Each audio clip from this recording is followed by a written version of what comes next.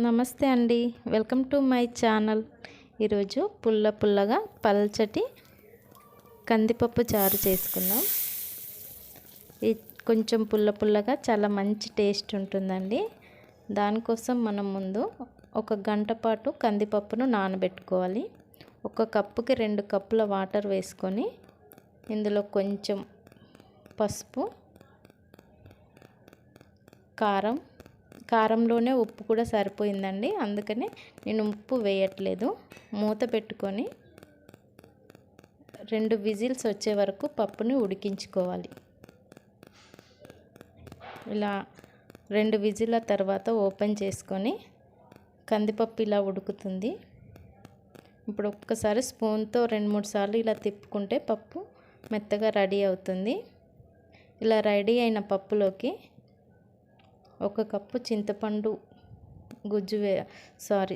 చింతపండు పులుసు వేసుకుందాం. అలాగే 2 మీడియం సైజ్ టమాటాలు, 4 పచ్చిమిర్చి, కొంచెం కరివేపాకు,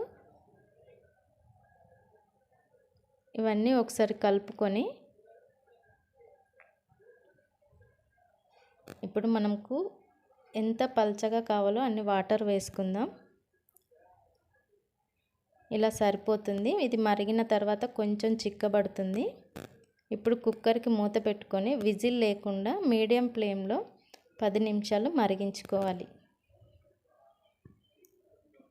10 నిమిషాల తర్వాత ఇలా మనం వేసుకున్న టమాటాలు, పచ్చిమిర్చి అన్నీ ఉడికిపోతాయి. ఇప్పుడు దీన్ని తీసి పక్కన పెట్టుకుందాం.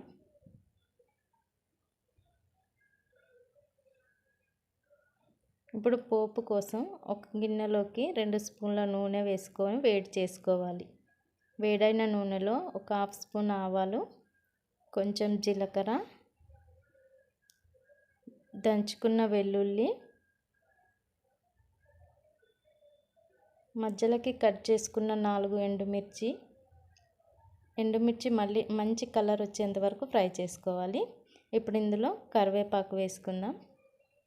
చివరగా నచ్చితే కొంచెం ఇంగువ వేసుకోవాలి. ఇంగువ వేసుకొని మనం ముందుగా పక్కన పెట్టుకున్న పప్పు వేసుకుంటే కందిపప్పు చారు రెడీ. ఈ వీడియో కనుక నచ్చితే లైక్ చేయండి, షేర్ చేయండి, సబ్స్క్రైబ్ చేయండి. Please subscribe my channel. Thank